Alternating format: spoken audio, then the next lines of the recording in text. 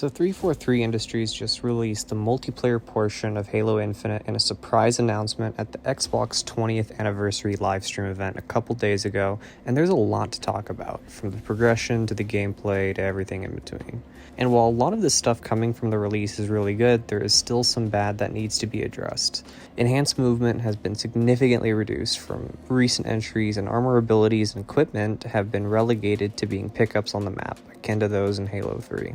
These are awesome changes, and the game feels like the only true successor to Halo 3 while having elements of Halo Reach in there, which personally is nice because I really loved Reach. To see 343 actually listening to their fans and giving them what they wanted in a Halo game is truly a breath of fresh air, and they deserve recognition for taking the time to listen to what players actually want in a game, compared to some other developers. Now, while most Halo fans can agree that the core gameplay is great and the foundation 343 has laid is truly what we've all been begging for the last 10 years, there are still some things that have really stuck out as pain points that need to be addressed to have Halo Infinite go down as one of the best games in the series. The main thing people, and when I say that, I mean those who live on Reddit and Twitter and are practicing a stay-at-home order before the pandemic made it cool, is how bad the progression system is, and the effect that that has on the rest of the game. I think so far the general consensus has been that the armors and the armor customization is great. All the different armor permutations look awesome, and the customization itself is reminiscent of Halo Reach. But when the only thing you can change about your Spartan out of the gate is the color of your armor and the different robotic limb options, it's a bit of a letdown.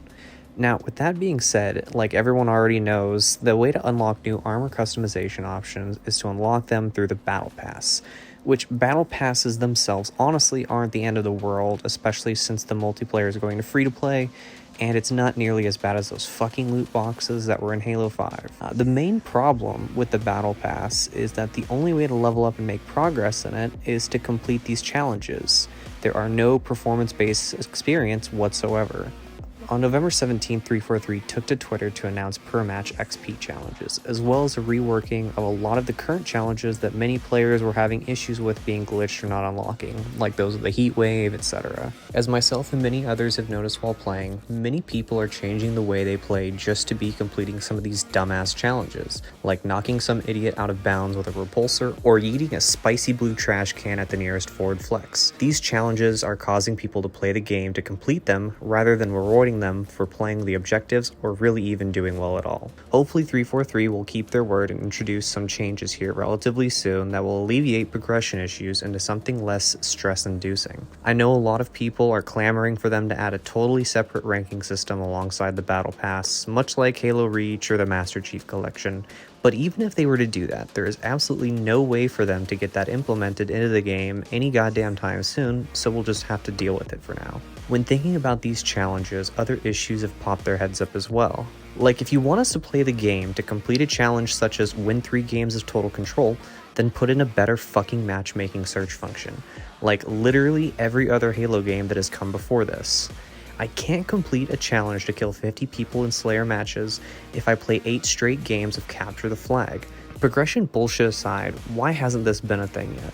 So far in this beta, there are 4 multiplayer modes to choose from: Bot Arena, Quick Play, Big Team Battle, and Ranked. There are some people that only want to play 1 or 2 of the game modes released. Some people aren't huge fans of playing objective-based game modes, and others want to just play Slayer, and some people just can't stand the thought of killing other people without an objective. And then there are people that only want to play games like Stockpile. And those are the people that we should be putting on some sort of a list somewhere. The point is that if this is truly supposed to be a celebration of what makes Halo great, then just include this minor quality of life fix, so then people wouldn't have to cross their fingers and pray to whatever helps them from having to play another game of One Flag Capture the Flag on launch site. Lastly on this point, please put in some map mode voting in the lobby. At least let the players choose the shit that they have to get stuck with playing. Now, I won't touch on any of the ranked play at all because frankly, as I've gotten older, I actually enjoy leaving the house, as well as being able to hold a conversation with someone of the opposite gender. And being overly competitive at video games has never really been a strong suit for me personally. The last time I was ever really good enough to consider myself anywhere near close to being competitive was the time I won a Halo 2 tournament at the local video game store when I was 13, and I was still optimistic about my future. Overall, with all the bitching and complaining over the last week done by everyone, it is truly a remarkable event what 343 have been able to do. Going from an underwhelming Halo 4, then a pretty hot dog water of a launch for the Master Chief Collection, the absolute disrespectful release of Halo 5, and then the pretty worrying 2020 E3 demo. But at least we have that to thank for giving us this absolute unit. All the way until now, spending a whole extra year on the game to make sure that they wouldn't get critically lampooned like a couple of the other major franchises that have releases this year. Taking the time for player feedback and going back to a Halo that we love. To top the whole thing off, pulling off the biggest fucking Giga Chad moment of dropping this massive multiplayer beta a whole ass month before the release date to give all us gamers an early Festivus present that we can use to avoid our families in this upcoming holiday season. I think that pretty much covers everything I wanted to talk about. So yeah, please fix this shit so we can all go back to avoiding our normal lives and just sitting around and playing this damn game.